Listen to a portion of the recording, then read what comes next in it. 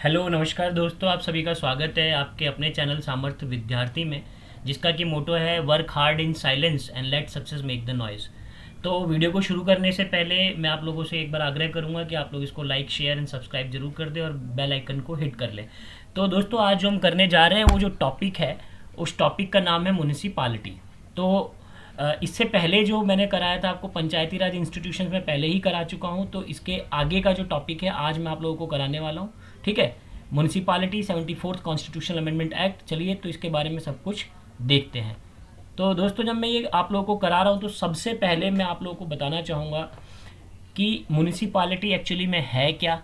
ठीक है, और इससे रिलेटेड जितनी भी चीज़ें हैं वो मैं आपको बताऊँगा कि होता क्या है म्यूनिसिपालिटी, इसके अंदर क्या क्या चीज़ें आती हैं एंड एवरीथिंग। तो देखिए, म्यूनिसिपालिटी को हम लोग अर्बन लोकल बॉडीज़ भी बोलते हैं। ठीक है, अर्बन लोकल बॉडीज़ भी बोलते हैं इसको। और आप एक तरीके से ऐसा समझ लीजिए कि अर्बन एरिया का जो गवर्नेंस का सिस्टम होता है इसको ये सिग्निफाइज करता है। ठीक है, अभी हम आगे देखेंगे कि अलग अलग प्रकार के जो local government, urban local government होती है वो किस किस प्रकार की होती है। तो बेसिकली 8 प्रकार के अर्बन लोकल बॉडीज़ इंडिया में पाई जाती है, जैसे municipal corporation, municipality, notified area committee, town area committee, cantonment board, township, port trust and special purpose vehicle. इन सारी चीज़ों के बारे में एक एक करके मैं आप लोगों को बताऊंगा। बट पहले मैं आपको बताना चाहता हूं कि इसको एक कॉन्स्टिट्यूशनल शेप जो है, जो कॉन्स्टिट्यूशनल शेप जो है इसको कैसे मिला। तो दोस्तों, हमारे यहाँ पे इसको म्यूनिसिपालिटी का अगर आप इतिहास देखें तो ये हमारे देश की आज़ादी के बाद हमारे देश में था, परंतु इसको संवैधानिक दर्जा नहीं मिला हुआ था, कॉन्स्टिट्यूशनल स्टेटस नहीं मिला हुआ था। तो इसको कॉन्स्टिट्यूशनल स्टेटस मिला 74th कॉन्स्टिट्यूशनल अमेंडमेंट के जरिए, कॉन्स्टिट्यूशनल अमेंडमेंट के जरिए। तो इसके पीछे की क्या कहानी है ये सब मैं आपको बताऊंगा, इसमें क्या क्या प्रोविज़न है ये सारी चीज़ें मैं बताऊंगा। तो 74वां संविधान संशोधन किया गया 1992 में, और जब ये किया गया तो म्यूनिसिपालिटी को ऐड किया गया। 73वां और 74वां दोनों साथ में किया गया था। 73rd वाला मैं आपको इससे पहले वाली वीडियो में करा चुका हूँ, तो वो आप देख लेना वहाँ पे। ठीक है, देखिए हुआ क्या दोस्तों, इसके बाद अगर आप देखेंगे कि जो हमारा अर्बन लोकल गवर्नमेंट है वो बेसिकली किसके अंदर में आता है, तो 3 मिनिस्ट्रीज उसको देखती हैं। तो पहला जो है एक सेपरेट मिनिस्ट्री बनाई गई 1985 में, जिसको कहा जाता है मिनिस्ट्री ऑफ अर्बन डेवलपमेंट। ठीक है, एक सेपरेट मिनिस्ट्री बनाई गई केंद्र सरकार के अंतर्गत। इसके बाद आप देखेंगे मिनिस्ट्री ऑफ डिफेंस जो है, कंटोनमेंट बोर्ड जो होता है वो उसका पूरा कामकाज देखती है। इसी तरीके से अगर यूनियन टेरिटरी जितनी भी हैं उसके अंदर म्यूनिसिपालिटी का जो काम होता है वो सब मिनिस्ट्री ऑफ होम अफेयर्स के अंडर में आता है। ठीक है दोस्तों, चलिए तो आगे बढ़ते हैं और इसके क्या क्या प्रोविजंस हैं, क्या क्या फीचर्स हैं, ये सारी चीज़ें हम इसको देखते हैं। तो दोस्तों, सबसे पहले हम देखते हैं कि 74वां संविधान संशोधन किया गया 1992 के अंदर। देखिए, संवैधानिक दर्जा देने का मतलब क्या होता है, पहले तो ये समझ लीजिए कि what is the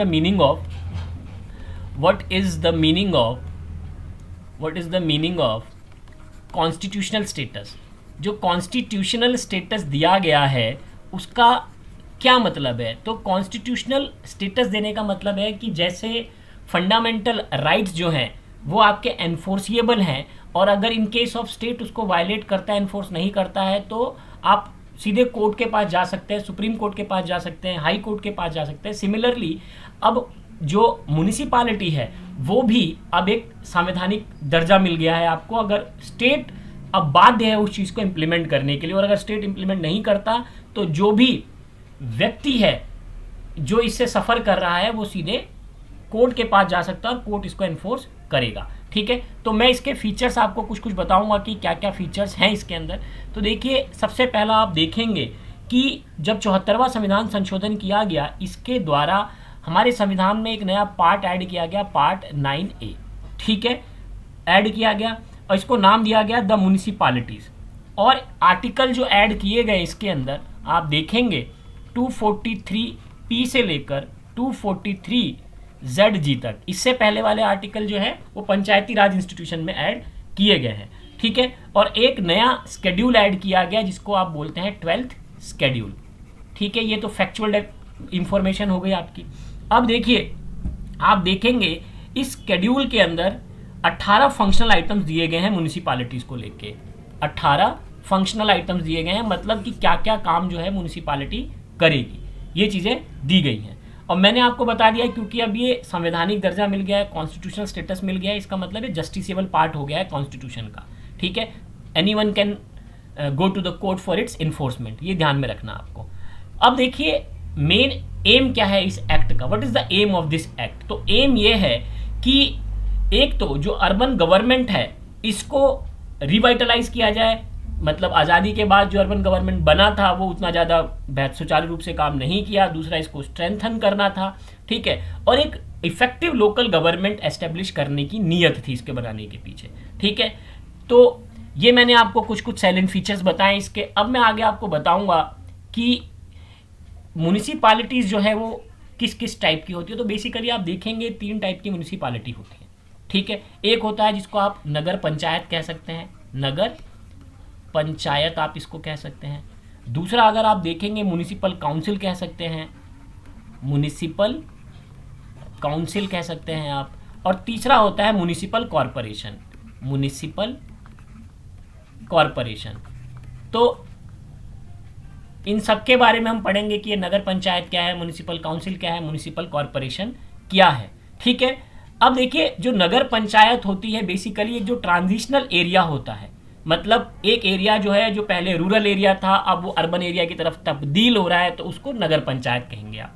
municipal council क्या होता है, कोई एक अर्बन एरिया है बट उसका साइज जो है वो कैसा है, स्मॉल है, ठीक है। सिमिलरली जो म्युनिसिपल कॉरपोरेशन होती है एक वो लार्जर अर्बन एरिया के लिए होती है, ठीक है। तो इस तरीके से 3 टाइप की म्युनिसिपैलिटीज़ होती है जो मैंने आपको बताई। अब मैं आपको बताऊंगा कि जो ये म्युनिसिपैलिटीज़ होती हैं इनका कंपोजिशन कैसे होता है, किस तरीके से ये म्युनिसिपैलिटी बनती है। तो देखिए आप जो म्युनिसिपल एरिया होता है उस एरिया को क्या करते हैं, कॉन्स्टिट्यूएंसीज में बांट दिया जाता है। इनको क्या कंपोजिशन कैसे होता है, कॉन्स्टिट्यूएंसीज में बांट देते हैं, कॉन्स्टिट्यूएंसीज में बांट देते हैं, जिसको हम क्या कहते हैं, वार्ड कहते हैं। क्या कहते हैं, वार्ड कहते हैं। और यहाँ पे जो लोग होते हैं वो डायरेक्टली यहाँ से चुन के आते हैं, ठीक है। और एक तो वो है कि लोग डायरेक्टली इसमें चुन के आएंगे, काउंसिलर जिनको कहा जाता है। और स्टेट जो है वो नॉमिनेशन भी करती है लोगों को जिनको म्युनिसिपल एडमिनिस्ट्रेशन की थोड़ी बहुत नॉलेज होती है, ठीक है। ये आप समझ गए। अब देखिए फिर इसके बाद क्या होता है, वार्ड कमिटीज़ बनाई जाती हैं। वार्ड कमेटी क्या होती हैं, एक या एक से ज़्यादा वार्ड को मिला के टेरिटोरियल एरिया के अंदर, ठीक है। मान लीजिए कोई म्युनिसिपैलिटी है जिसका जो पॉपुलेशन है 3 लाख या इससे ज़्यादा है, तो एक वार्ड कमेटी बना देती है, ठीक है। और इसके बारे में जो सारे नियम कायदे कानून है वो रिस्पेक्टिव स्टेट ही बनाता है, ठीक है। अब इसका मेन काम क्या होता है, तो भाई क्या होता है कि कमेटी जो बनेगी वार्ड कमेटी वो रिकमेंडेशन देती है, वो बताती है कि भाई उस एरिया में क्या काम होना है, क्या डेवलपमेंट होना है, इस तरीके से। सिमिलरली आप देखेंगे कि 74th कॉन्स्टिट्यूशनल अमेंडमेंट में रिजर्वेशन का प्रावधान किया गया है, किसके लिए, शेड्यूल कास्ट, शेड्यूल ट्राइब, ठीक है। और वुमेन के लिए रिजर्वेशन दिया गया है कि 1/3 जो जितनी भी सीट्स हैं वो वुमेन के लिए रिजर्व रहेंगी। सिमिलरली स्टेट को ये पावर दी गई है कि अदर बैकवर्ड, अगर कोई और बैकवर्ड सेक्शन है समाज का उसके लिए भी रिप्रेजेंटेशन की व्यवस्था कर सकती है स्टेट, ये बोला गया है। नेक्स्ट आता है इसमें कि जो म्युनिसिपैलिटी होगी उसकी ड्यूरेशन क्या होगी, ठीक है। तो जनरली आप देखेंगे एक्ट के अकॉर्डिंग अगर देखेंगे 5 साल का प्रावधान किया गया है कि 5 ईयर का इसका पीरियड होगा हर एक म्युनिसिपैलिटी का। पर ऐसा ज़रूरी नहीं है कि 5 साल पूरी म्युनिसिपैलिटी चले, उससे पहले भी कई बार इसको डिसॉल्व कर दी जाती है, ठीक है। तो अगर मान लीजिए 5 साल से पहले डिसॉल्व कर दी गई है, ठीक है, तो ये दायित्व तो बनता है कि अगर 5 साल से पहले डिसॉल्व कर दी गई है तो दोबारा से इलेक्शन हो, ठीक है। तो 6 महीने के मतलब जो अगर 5 साल से पहले डिसॉल्व कर दी गई है तो डिसॉल्व होने के 6 महीने के अंदर दोबारा से चुनाव करवाने पड़ते हैं, ये आप ध्यान में रखना, ठीक है ना। अगर मान लीजिए कि 5 साल पूरे होने में 4 महीने कम थे और डिसॉल्व करा दिया, ठीक है, तो फिर ज़रूरी नहीं है कि अब इलेक्शन कराएं, फिर तो पूरा वो 5 साल का पीरियड जब हो जाएगा उसके बाद ही उसका दोबारा से इलेक्शन होगा, ये ध्यान में रखना है, ठीक है। एक बात और ध्यान रख लीजिए, मान लीजिए कि डिसॉल्व हो गई, मान लीजिए कि 2 साल के अंदर ही कोई म्युनिसिपैलिटी डिसॉल्व हो गई, एक नई म्युनिसिपैलिटी बनती है, नए मेंबर चुन के आते हैं, तो क्या वो जो नए मेंबर आएंगे वो फिर से 5 साल के लिए रहेंगे? नहीं, ऐसा नहीं होता है। जो वो रिमेनिंग पीरियड है 3 साल का वहाँ तक ही वो रहेंगे, ठीक है। डिस्क्वालिफिकेशन के बारे में देखते हैं। तो भाई देखिए डिस्क्वालीफाइड कब किया जाएगा, ठीक है भाई, जो कंसर्न्ड स्टेट लेजिस्लेचर है उसने कोई कानून बना रखा है जिसके अंतर्गत डिस्क्वालिफिकेशन उन्होंने बता रखे हैं भिन्न भिन्न चीज़ों के बारे में, तो अगर उसके अंतर्गत कोई व्यक्ति आता है तो डिस्क्वालीफाई हो जाएगा। परंतु किसी व्यक्ति को इस बात के लिए डिस्क्वालीफाई नहीं कर सकते कि उसकी उम्र 25 साल से कम है। अगर 21 साल उसकी एज है तो डिस्क्वालीफाई नहीं हो सकता। इसका मतलब क्या है कि अगर आपको काउंसिलर का चुनाव लड़ना है तो आपकी एज 21 साल होनी चाहिए। 21 साल अगर आपकी एज है तो आप चुनाव लड़ सकते हैं। चुनाव कंडक्ट कौन कराता है? स्टेट इलेक्शन कमीशन चुनाव जो है कंडक्ट कराता है। इसका इलेक्टोरल रोल वो बनाता है। पूरा का पूरा superintendence, direction, control, preparation of electoral roll, जो इलेक्शन का कंडक्ट होता है वो पूरा का पूरा स्टेट इलेक्शन कमीशन के अंतर्गत आता है पूरा। ठीक है, अब मान लीजिए कि म्युनिसिपैलिटी बन गई, उसकी पावर और फंक्शंस क्या होंगे? तो भाई पहले तो सबसे बड़ी बात यह है कि पावर और फंक्शन देगा कौन इसका। ठीक है, तो जो रिस्पेक्टिव स्टेट की लेजिस्लेचर है, जो विधायिका है, वो बताएगी कि जो म्युनिसिपैलिटी है उनकी क्या पावर्स होंगी, उनकी क्या अथॉरिटी होंगी, वो रिस्पेक्टिव स्टेट की लेजिस्लेचर ही बताएगी। ठीक है, ताकि वो सेल्फ गवर्नेंस, उसको उतनी पावर दी जाएगी कि जो उनका सेल्फ गवर्नेंस का काम है वो पूरा वो अच्छे से कर सके, जो जिस काम के लिए उनको बनाया गया उस काम को अच्छे से कर सके। मेन काम क्या है उनका? भाई उनका मेन काम यह है कि वो जो उनका टेरिटोरियल एक्सटेंट है वहाँ पे इकोनॉमिक डेवलपमेंट कर सके, सोशल जस्टिस कर सके। गवर्नमेंट की जो स्कीम्स हैं, जो इकोनॉमिक डेवलपमेंट वाली, सोशल जस्टिस वाली, जो दिया गया उनको करने के लिए, ठीक है, 12th शेड्यूल के अंदर जो 18 मैटर्स जितने भी दिए गए हैं उन सभी को इम्प्लीमेंट करने के लिए जो जो पावर और फंक्शन अथॉरिटी की ज़रूरत है वो सब स्टेट जो है वो प्रोवाइड करेगा। अब सबसे बड़ी बात एक ये आती है कि भाई काम तो कर देगा पर उसके लिए फाइनेंस कहाँ से आएगा, पैसा कहाँ से आएगा? ठीक है, तो देखिए क्या होता है, स्टेट लेजिस्लेचर की जिम्मेवारी है ये। दो तरीके से पैसा आएगा, एक तो स्टेट खुद अलोकेशन करेगा, दूसरा जो रिस्पेक्टिव म्युनिसिपैलिटी है उसको ये अधिकार होता है कि वो टैक्स लिवाई कर सकता है। ठीक है, पैसे का टोल ड्यूटी ले सकता है, टैक्स ले सकता है, फीस ले सकता है। ठीक है, तो ये रिस्पेक्टिव स्टेट लेजिस्लेचर जो है वो किसी भी म्युनिसिपैलिटी को ये पावर दे सकती है। फिर क्या होता है कि स्टेट खुद ग्रांट इन एड देता है म्युनिसिपैलिटीज़ को। ठीक है, और फिर कई बार सेंट्रल गवर्नमेंट भी अपने फंड में से पैसे देती है। फिर एक प्रावधान ये किया गया है कि फाइनेंस कमीशन बनाया जाएगा। ठीक है, अब देखिए क्या हो गया, बोला ये गया है कि हर एक 5 साल के अंदर, 5 ईयर के अंदर, ठीक है, फाइनेंस कमीशन बनाया जाएगा। और वो क्या करेगा? वो रिव्यू करेगा कि जो म्युनिसिपैलिटी की फाइनेंशियल पोजीशन है वो कैसी है, और गवर्नर जो है, गवर्नर को रिकमेंडेशन भेजेगा ये फाइनेंस कमीशन कि भाई जो पैसा है स्टेट गवर्नमेंट के बीच में और म्युनिसिपैलिटी के बीच में कैसे बांटा जाए। जो म्युनिसिपैलिटी है वो कैसे टैक्सेस ले सकती है, ड्यूटीज़ ले सकती है, टोल टैक्स कैसे ले सकती है, फीस कैसे ले सकती है, और बाकी के जितने भी एस्पेक्ट्स हैं, या state government grant in aid कैसे करेगा, ये सब कुछ फाइनेंस कमीशन की रिकमेंडेशन होता है। ठीक है, अब देखिए मतलब जितनी भी फाइनेंस से रिलेटेड रिकमेंडेशन है वो सब फाइनेंस कमीशन करेगा। अब क्या होता है, जो गवर्नर क्या करेगा, ये जो रिकमेंडेशन आती है कमीशन की, ठीक है, और उसके ऊपर क्या क्या एक्शन लिया गया है वो स्टेट लेजिस्लेचर में उसको रखेगा, विधायिका के समक्ष रखेगा। ठीक है, फिर एक ये तो स्टेट की फाइनेंस कमीशन हो गई, सेंट्रल फाइनेंस कमीशन भी होती है, तो वो भी बताएगी अपना कि क्या क्या मेजर्स उठाए जाएं, क्या क्या तरीके उठाए जाएं, ठीक है, ताकि जो कंसोलिडेटेड फंड है स्टेट का उसके रिसोर्सेज को बढ़ाया जा सके, ताकि स्टेट को पैसा दिया सके। फिर जितना भी अकाउंट्स है म्युनिसिपैलिटी का, ठीक है, वो उसको पूरा रिकॉर्ड मेंटेन करके रखना पड़ता है, उसका ऑडिट होता है। ठीक है, अब क्वेश्चन ये आता है कि जो यूनियन टेरिटरी है क्या वहाँ पे ये अप्लाई होता है? तो यूनियन टेरिटरी पे जो प्रेसिडेंट ऑफ इंडिया, आपको पता है प्रेसिडेंट ऑफ इंडिया जो है डायरेक्ट रूल करते हैं, यूनियन टेरिटरी को डायरेक्ट रूल नहीं करते, उनका एक रिप्रेजेंटेटिव होता है उसके थ्रू। पर इन केस ऑफ यहाँ पे जो प्रेसिडेंट ऑफ इंडिया होते हैं वो क्या करेंगे, वो एक डायरेक्शन दे सकते हैं कि ये जो एक्ट बनाया गया है वो किसी यूनियन टेरिटरी पे अप्लाई हो रहा है या नहीं हो रहा है, या फिर कुछ एक्सेप्शन है या नहीं है। कुछ एरियाज़ को यहाँ पे एग्जेम्प्ट किया गया है जहाँ पे ये चीज़ लागू नहीं होगी, या लागू हुई है तो उसको थोड़ा चेंज करके किया गया है। ठीक है, जैसे कि कोई स्केड्यूल एरिया है, कोई ट्राइबल एरिया है, ठीक है, या फिर कोई मान लीजिए आप कि कोई नोटिफाइड एरिया है, जैसे कि दार्जिलिंग, वेस्ट बंगाल के अंदर दार्जिलिंग गोरखा हिल काउंसिल है वहाँ पे। ठीक है, तो वहाँ पे ये एग्जेम्प्टेड एरिया है, थोड़ा बहुत मॉडिफिकेशन करके यहाँ पे अलग तरीके से लागू किया गया है। इसके साथ साथ एक प्रावधान ये किया गया है कि हर एक डिस्ट्रिक्ट के अंदर एक डिस्ट्रिक्ट प्लानिंग कमेटी बनेगी, एक डिस्ट्रिक्ट लेवल पे एक डिस्ट्रिक्ट प्लानिंग कमेटी बनेगी। वो क्या करेगा, वो प्लान को कंसोलिडेट करेगा, वो क्या करेगा, कंसोलिडेट करेगा पूरे प्लान को। कोई भी जो पंचायत है, म्यूनिसिपालिटी जो उस डिस्ट्रिक्ट के अंदर प्लान बना रही है, और एक पूरा ड्राफ्ट बनाएगा कि क्या डेवलपमेंट का प्लान है उस डिस्ट्रिक्ट के अंदर, ठीक है। फिर जो स्टेट लेजिस्लेचर है, विधायिका है, वो भी रिकमेंडेशन दे सकती है कि ये जो डिस्ट्रिक्ट प्लानिंग कमेटी है किस तरीके की बनेगी, इसके मेंबर कहाँ से चुने जाएंगे, ठीक है। ये सब कुछ स्टेट लेजिस्लेचर इसकी रिकमेंडेशन कर सकता है। इसी तरीके से जो मेट्रोपॉलिटन एरियाज़ होते हैं वहाँ पर भी ऐसी कमेटी बनाई जाती है, ठीक है। इसके साथ साथ आप देखते हैं, अब मैं आपको बताऊँगा मेन चीज़ें जो हैं। तो जो 74th कॉन्स्टिट्यूशनल अमेंडमेंट एक्ट है उसने बेसिकली 12th शेड्यूल को ऐड किया है हमारे कॉन्स्टिट्यूशन के अंदर, और इसमें 18 सब्जेक्ट्स डाले गए हैं। वो सब्जेक्ट जिसके ऊपर जो रिस्पेक्टिव म्यूनिसिपैलिटी है वो काम कर सकती है।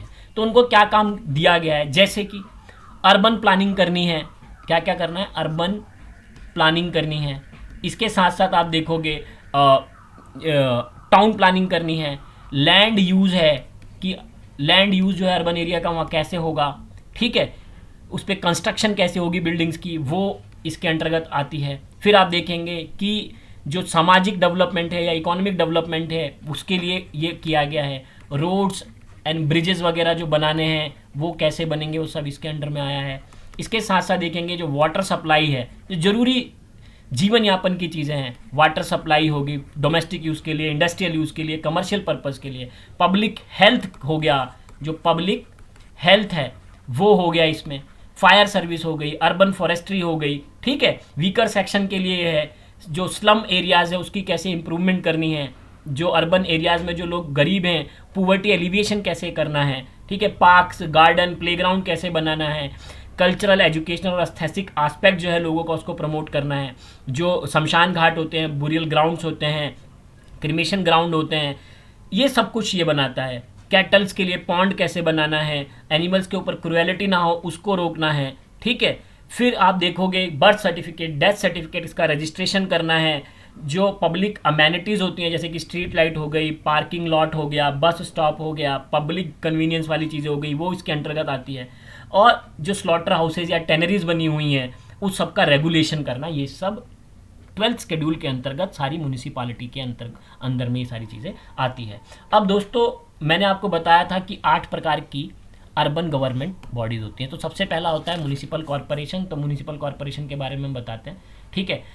अब देखिए क्या हुआ कि जो कंसर्न स्टेट लेजिस्लेचर होता है वो कानून बनाता है म्यूनिसिपल कॉरपोरेशन के बारे में। तो म्यूनिसिपल कॉरपोरेशन क्या होता है, बेसिकली आप समझ लीजिए कि जो बड़ी सिटीज़ होती हैं, लाइक दिल्ली हो गया आपका, लाइक मुंबई हो गया आपका, कोलकाता हो गया आपका, तो ये सारी बड़ी सिटीज़ में म्यूनिसिपल कॉरपोरेशंस होती हैं, ठीक है। बेंगलोर, हैदराबाद, ये सब भी मतलब बड़े एरियाज़ हैं जहाँ पे म्यूनिसिपल कॉरपोरेशन होती हैं। तो और कंसर्न स्टेट लेजिस्लेचर जो होता है उसके रिगार्डिंग कानून बनाता है, पर in case of union territory तो पार्लियामेंट रिस्पेक्टिव कानून बनाता है, ठीक है। अब म्यूनिसिपल कॉरपोरेशन के अंदर बेसिकली होती क्या है, बेसिकली 3 चीज़ें होती हैं इसके अंदर, ये ध्यान में देना है आपको, ठीक है। 3 अथॉरिटी होती है। एक होगी आपकी काउंसिल, काउंसिल के अंदर आपके चुने हुए मेंबर आएंगे काउंसिलर्स, ठीक है। काउंसिल में कौन चुन के आएगा, काउंसिलर्स, ठीक है। दूसरा कौन होता है आपका, दूसरी होती है स्टैंडिंग कमेटी, स्टैंडिंग कमेटी होती है। स्टैंडिंग कमेटी के बाद तीसरा जो होता है वो होता है आपका कमिश्नर, जिसको म्यूनिसिपल कमिश्नर कहते हैं। जनरली म्यूनिसिपल कमिश्नर जो होता है एक IAS रैंक का अधिकारी होता है, ठीक है। अब काउंसिल में काउंसलर चुन के आते हैं। काउंसलर एक जो उनके ये क्या होता है, कोई भी चीज़ बनानी है, कोई भी नया मतलब कोई चीज़, सारा डिस्कशन डेलिबरेशन का काम होता है काउंसिल के अंदर। उनका जो हेड होता है वो मेयर होता है, ठीक है, नॉमिनल होता है, उसके पास कोई इतनी ज़्यादा पावर होती नहीं है। स्टैंडिंग कमेटीज रिकमेंडेशन भेजती है, तो काउंसिल और स्टैंडिंग कमेटी जो भी चीज़ें रिकमेंड करती है, कमिश्नर का काम होता है उस चीज़ को इम्प्लीमेंट करना। यहाँ पर भी व्यवस्था की गई है, SC ST इनको रिजर्वेशन का प्रावधान किया गया है। सिमिलरली महिलाओं को यहाँ पे आरक्षण दिया गया है, ठीक है। तो ये हो गया आपका म्यूनिसिपल कॉरपोरेशन।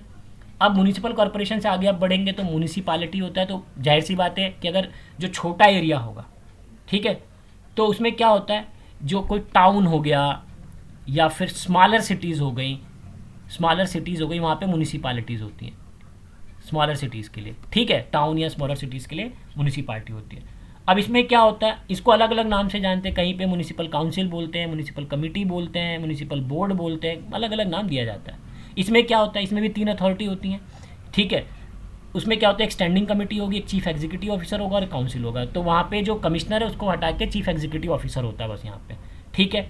यहाँ पे पर एक चीज़ है, इसका जो चेयरमैन होता है, इसका जो चेयरमैन होता है म्यूनिसिपालिटी का, उसके पास एग्जीक्यूटिव पावर होती है, एग्जीक्यूटिव पावर होती है, जबकि अगर आप म्यूनिसिपल कॉरपोरेशन के उसमें देखेंगे मेयर के पास ऐसी पावर नहीं होती है, ठीक है।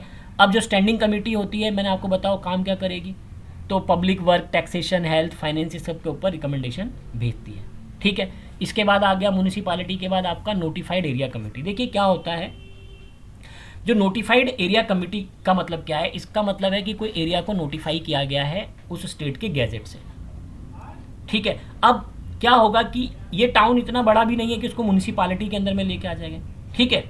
तो इसमें क्या होता है कि पर्टिकुलर एरिया को नोटिफाई कर दिया जाता है गवर्नमेंट गैजेट के अंदर, और उसके अंदर फिर जितना भी अर्बन लोकल गवर्नेंस का काम होता है वो करा जाता है, ठीक है। तो म्यूनिसिपालिटी जैसा ही इसके अंदर पूरा का पूरा मतलब फंक्शन होता है इसका, ठीक है।